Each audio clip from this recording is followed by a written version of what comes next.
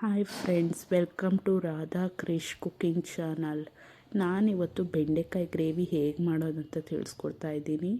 ಬೇಕಾಗುವ ಪದಾರ್ಥಗಳು: ಟೊಮೊಟೊ ಹಣ್ಣು, ಕೊತ್ತಂಬರಿ ಸೊಪ್ಪು, ಈರುಳ್ಳಿ, ತೆಂಗಿನಕಾಯಿ, ಬೆಳ್ಳುಳ್ಳಿ, ಶುಂಠಿ ನಾನು ಸ್ವಲ್ಪ ಅಂದರೆ 1 ಇಂಚಷ್ಟು ತೊಗೊಂಡಿದ್ದೀನಿ. ಒಂದು ಬೆಳ್ಳುಳ್ಳಿ ಮತ್ತು ಚೂರು ಸ್ವಲ್ಪ ಕಾಲು ಭಾಗದಷ್ಟು ತೆಂಗಿನಕಾಯಿ, 1-2 ಸಣ್ಣ ಮೀಡಿಯಮ್ ಸೈಜ್ ಈರುಳ್ಳಿ, 1-2 ಮೀಡಿಯಮ್ ಸೈಜ್ ಟೊಮೊಟೊ, ಒಂದು ಸ್ವಲ್ಪ ಕೊತ್ತಂಬರಿ, ಜೀರಿಗೆ ಮತ್ತು ಸಾಂಬಾರು ಪುಡಿ 2 ಸ್ಪೂನಷ್ಟು ಮತ್ತು ಖಾರದ ಪುಡಿ 1 ಸ್ಪೂನಷ್ಟು ತೊಗೊಂಡಿದ್ದೀನಿ. ಮೊದಲಿಗೆ ನಾನು ತಪ್ಪಲೆಗೆ ಎಣ್ಣೆ ಹಾಕ್ಕೊತಾ ಇದ್ದೀನಿ. ತಪ್ಪಲೆಗೆ ಎಣ್ಣೆ ಹಾಕ್ಕೊಂಡು ಈರುಳ್ಳಿ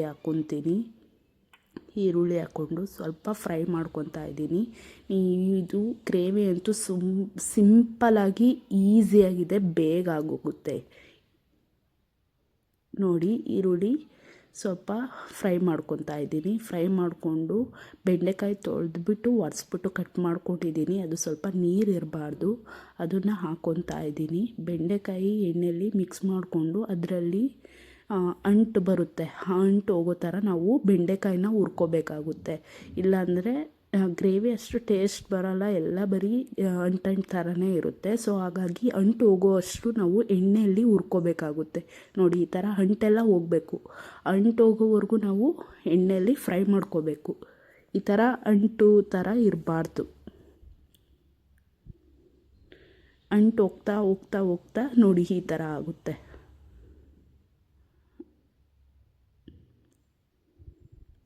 ಇದಕ್ಕೆ ನಾನು ರುಬ್ಬಿರೋ ಅಂಥ ಮಸಾಲೆನ ಆ್ಯಡ್ ಮಾಡ್ಕೊತಾ ಇದ್ದೀನಿ.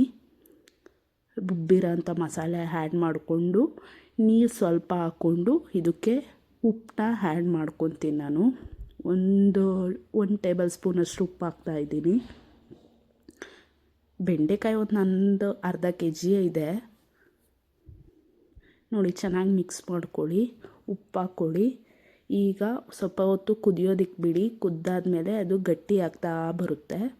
ಗಟ್ಟಿ ಆದಾದಮೇಲೆ ನೀವು ಮುದ್ದೆ ಅಥವಾ ಚಪಾತಿ, ರೊಟ್ಟಿ, ರೈಸು ಏನಕ್ಕಾದರೂ ತಿನ್ಬೋದು. ಟೇಸ್ಟ್ ಮಾತ್ರ ಸಖತ್ತಾಗಿರುತ್ತೆ. ನೀವು ಒಂದು ಸರಿ ಟ್ರೈ ಮಾಡಿ. Thank you.